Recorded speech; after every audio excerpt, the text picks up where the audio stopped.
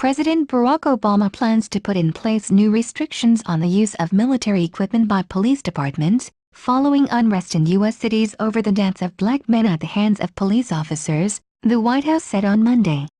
Obama will ban police use of equipment such as explosive-resistant vehicles with tracked wheels like those seen on Army tanks, the White House said in a fact sheet.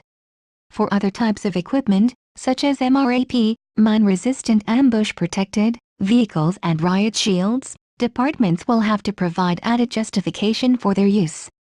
Obama will announce the steps, which are the result of an executive order, during a visit later on Monday to Camden, New Jersey, where he plans to push efforts to encourage trust building between police and the communities they serve.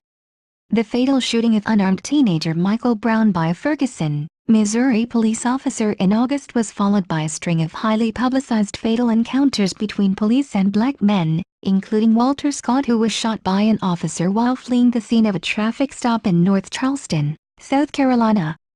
Last month, violent protests erupted in Baltimore after 25-year-old Freddie Gray died after sustaining spinal injuries while in police custody. Protesters in Ferguson felt the methods used by police to prevent the demonstrations from turning violent were excessive, and the Justice Department has since launched a review of St. Louis County law enforcement's response to the unrest. The turmoil in Ferguson and Baltimore also highlighted divisions between black and white Americans. In a Reuters Ipsos poll taken after the protests in Baltimore, 69% of respondents said America has a serious issue with race. Nearly three-quarters said there is more racism in the United States than the country is willing to admit.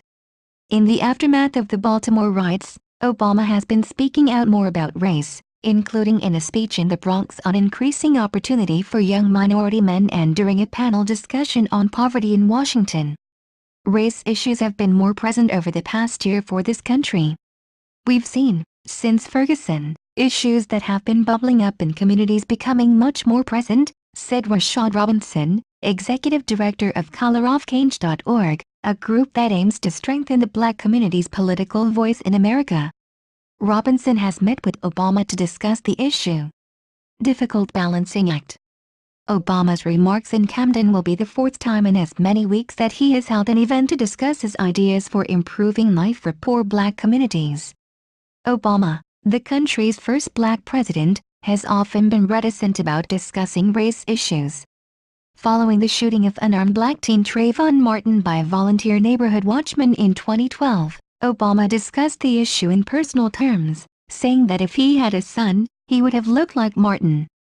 In response to a question in 2009, Obama said he thought police in Cambridge, Massachusetts, had acted stupidly when they arrested Henry Louis Gates, a black Harvard professor who was mistaken for a burglar at his own home. Obama faced a backlash from law enforcement groups who accused him of commenting before he knew all the details of the case. Obama later said he wished he had chosen his words more carefully and invited the professor and the police officer to the White House for a beer.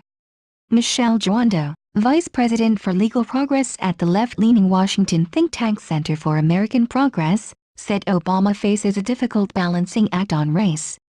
For a long time in this country we've had a hard time developing a narrative around poverty, around race, so when there are incidents like this that sit at the apex of both, different people are going to have different reactions to that, Joando said. The Reuters Ipsos poll is measured with a credibility interval. In this case, the poll has a credibility interval of plus or minus 1.8 percentage points.